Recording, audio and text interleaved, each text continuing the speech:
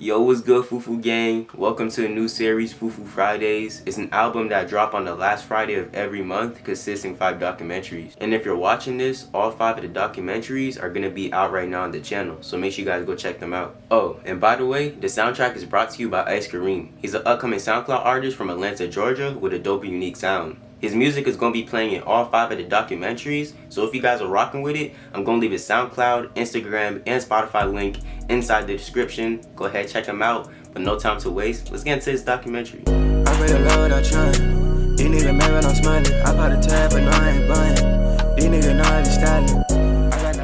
6ix9ine and TrippieRedd are probably one of the most biggest artists within the last 5 years, as they were racking hundreds of millions of streams just off expressing themselves. But some could say what helped their music sell so well was their legendary beef, as they will have millions of kids entertained within a 2-year time frame of 2017 to 2019. Their beef will help both their fan bases stay tuned on their social media, as nobody wanted to miss out on the action, as 6ix9ine and TrippieRedd will argue and go live with each other all the time at the most randomest times of the day. It got to the point that their beef would be considered the biggest and funniest thing inside of hip-hop, as we looked at it as just jokes and entertainment, as the two would just come for each other's life all the time, and well bro, we loved it. Now what separates this from more of a serious beef like Youngboy and Dirk's was there was no bloodshed involved. Even though the two artists are gangbangers, it didn't originate inside the streets. The beef was more so based off of who was doing better career-wise, and since both the artists were doing so good, they'll always compare and discredit each other every time they put out a hit song. But the beef would end up getting more intense and serious along the way, as both 6ix9ine and TrippieRedd was exposing each other in front of millions of kids. So hold on tight, we're gonna take you guys to all the major events of the 6ix9ine and TrippieRedd beef. I told her shut up and stop all the line. Stop all the line. I told the bitch gon' stop all the cap. TrippieRedd and 6ix9ine would actually start off being very good friends, as they would collab with each other early on before their success. They put out a song together back in April 2017 called Pose 1469. And that song, as far as September 2022, is certified platinum. And at the time of the song dropping, the fans loved the duo together and they would support the two in the underground a lot. It seemed like together they could really do big things. But once TrippieRedd found out that 6ix9ine allegedly sexually assaulted a 13-year-old girl while he was 18, TrippieRedd took to social media to say 1400 don't promote pedophiles. I'm sorry, bros. 1400 don't promote pedophiles. Basically, TrippieRedd confirmed right then and there that we wouldn't see him supporting, hanging out, or making music with 6ix9ine anymore, as he couldn't respect what 6ix9ine did with that little girl. And both of them, as at that point, wasn't rocking with each other. It was straight beef, but TrippieRedd was winning because he was a bigger artist. But before they would stop being friends, TrippieRedd had sent a beat Pierreborn gave him to 6ix9ine, and that would lead to 6ix9ine dropping his debut Billboard charting song, Gummo. Now at this point, 6ix9ine was pooping on TrippieRedd publicly, as he would have a bigger song than TrippieRedd, even though Trippie was popping longer than him. But Trippie didn't like the fact that 6ix9ine wasn't being humble, even though he helped 6ix9ine get his first record deal and the beat to his first hit song, so he reminded him on Instagram. I have platinum and gold records. I just don't make a skit on the internet about it. You feel me? But if somebody puts you on, nigga, you give credit where it's due. Whether what y'all going through, I don't give a fuck. Who did well, who said this, he say, she say shit, I don't give a fuck, nigga. Give credit where it's due, nigga. You capping like you did everything yourself, nigga. I helped you, nigga. If I would've never gave you the light of day, you wouldn't be nobody right now. You be in Brooklyn, broke as fuck, working at the deli again. Come on, bro. We don't gotta go on the internet and talk a bunch of shit, cause it's just pointless. But that would lead to 6ix9ine's boys jumping TrippieRedd at a hotel in New York, and Trippie took to social media to let his fans know. But 6ix9ine responded saying real gangsters don't talk about altercations online. You just can't be out here calling people gay, bro. Can't be supporting false accusations. You can't be ranting on live, talking about I'm good in New York. Fuck is niggas talking about New York this, fuck New York that. Like, you just can't do that, bro. You should put some ice on that chin. It's bruised up. I feel bad, bro. And you can't just start snitching and say it was the non-trade. You can't do that, bro. It's not gangster. That's not. I just want you to be my friend again.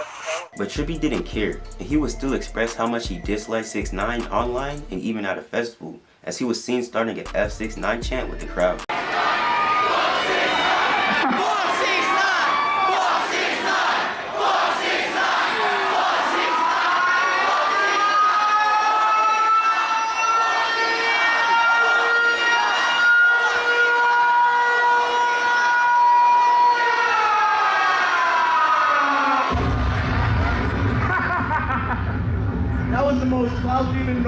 put in the background of some shit. And 6ix9ine wouldn't take that lightly, so he decided to start making TrippieRedd look like he was unsuccessful on the gram by asking him where's his money and his platinum plaques. You have no platinum records. Show everybody, show the world your platinum record. I'll wait right now. TrippieRedd will always respond by listing his songs, but 6ix9ine will highlight the fact that most of those were features and the song was carried by the other artists. It seemed like 6ix9ine had more of a point, and in the public eyes, he was winning. But TrippieRedd, being a slithery snake, he had to take the heat off him and remind the fans that 6ix9ine was a registered sex offender. But 6ix9ine found TrippieRedd to be hypocritical, as he was hanging around people who 6ix9ine was beefing with at the time, Glow Gang, specifically Tato. You see, the problem with that was, Tato had just been accused of beating his ex-girlfriend Cuban Doll, but TrippieRedd would still publicly hang out with him. And 6ix9ine let people know TrippieRedd was picking and choosing. He even brought to people's attention that TrippieRedd and 15-year-old Daniel Bagroli were sleeping together. Both TrippieRedd and Bhabbie would deny that they did anything together but kiss, and will let people know that even if they did do something, it was okay because TrippieRedd was a minor and wasn't 18 yet. Trippie told X got fucked, and then on the phone call you no, said the fuck he didn't. No, the fuck he didn't. Because I know Trippie wouldn't say that. Because Trippie didn't want it out. Because Trippie didn't want it out. So that's why. But TrippieRedd will let the people know that he believes XXXTentacion told 6ix9ine the false information, and Trippie will end up dissing both of them on Instagram, stating that they're both sex offenders. But X didn't take no offense to it, and will let the two rappers know that they're both young talented artists using their platform to spread hate, and they should end their beef. We have two young men that, and myself as a young man as well, two young men that are really going back and forth about something that really isn't even important. Like, use your power to better the world. Go do a food run. Like, take care of the homeless. I mean, I'm sure they're already taking care of the families, but make the conversation something different. Maybe if the conversation was, okay, who's doing more for the community than the next person, then I would understand the conversation. Then I would understand the conversation, and there would at least be there would be a good conversation behind it, or good energy behind it. At this point in time, yes, he has 6ix9ine has negative stipulations behind his name. Yes, I have negative stipulations behind my name. TrippieRedd knows he has negative stipulations around his name. But the two rappers wouldn't listen, and their beef would continue to escalate, as even if they wanted to squash the beef, they were way too far in, and the fans would instigate it way too much, as they would constantly argue on Instagram Live weekly, keeping everyone in tune on what was going on. Let's see right now. What you want to take turns? Let's take turns. Your wife's so mad. Look at me. Look at my life. Because you a bitch. Look at my life. You be howling on the internet, but don't pop out where it's litty, nigga. Look at my All right, can we take turns? Right, nigga. I was supposed to go to Hawaii. I was going to pull up on your bitch ass secretly. But you know what? Can we take turns? I ain't even going to kill you with your own medicine. No, I'm gangster like that. Where you at? I'm in Brooklyn. What the f you mean where I'm at? I'm in Brooklyn. You know where I'm at? Stay in Brooklyn. I'm going to stay in Brooklyn. All right, bet. Stay less. Yo, Trippie, listen. Michael White. Fuck Michael. You and your dad homies. Well, I'm talking about nigga stay there. Of course I'm gonna stay in. Mother and your dad homies. You think I'm pussy? You and your dad homies. 6ix9ine would see that the beef was getting a little bit repetitive, and arguing about the same thing constantly wasn't going to keep the fans entertained for long, so he had to take a different approach. And once he saw that the favorite couple Ayleks and TrippieRedd broke up, he capitalized off it. 6ix9ine will be seen on Instagram Live with Ayleks, with both of them dissing TrippieRedd. And in interviews and performances, 6ix9ine will claim that he slept with Ayleks. The fans saw this as the biggest W for 6ix9ine, and that's probably the worst thing that can happen to you as a man, is getting your girl stolen. It was clear to the public that 6ix9ine was winning the beef, and TrippieRedd would feel some type of way about it and will be seen on Instagram dissing 6ix9ine's mom and daughter. Oh, it was grave, nigga. Fuck your mom and your daughter, bitch. But 6ix9ine will respond publicly by dissing TrippieRedd's dead brother. It seemed like the beef was gonna keep escalating and never stop, until 6ix9ine got indicted for racketeering charges. I wanna fuck on that bit. Yeah, I'm grabbing the thighs. Yeah, I'm grabbing the sides. I wanna hit that little hoe from the side. But while 6ix9ine was in trial, he would mention TrippieRedd's name in many documents, and would let the judge know TrippieRedd's gang affiliation with the Bloods. And Trippie didn't like that, so TrippieRedd decided to have a little subliminal diss on 6ix9ine at the end of the music video for UnderEnemyArms, as it showed a rat with rainbow paint walking around. The fans will all turn on 6ix9ine, as they started to believe that TrippieRedd was winning the beef because he was dropping hit songs while 6ix9ine was inside the courtroom snitching.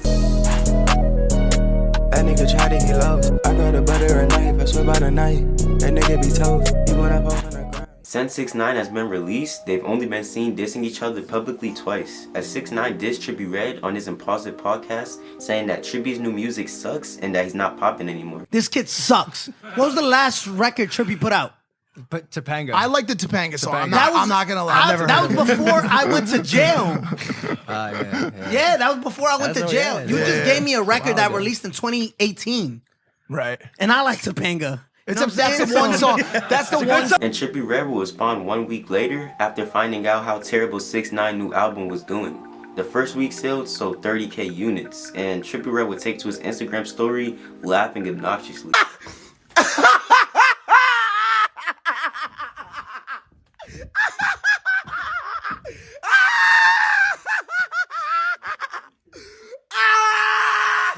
You know what I mean? Somebody expose it.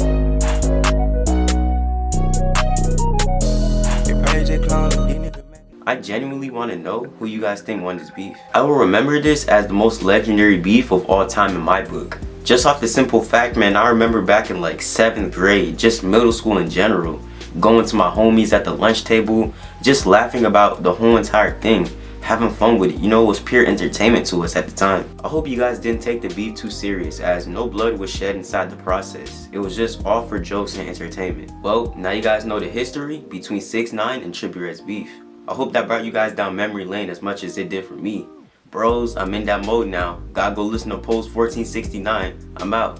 Gang. They say one to oh. I'm in the back of the two-seater. I'm not on here cause they on me. And a homie. And a hole in me. I really love what I'm trying. You need a man when I'm smiling.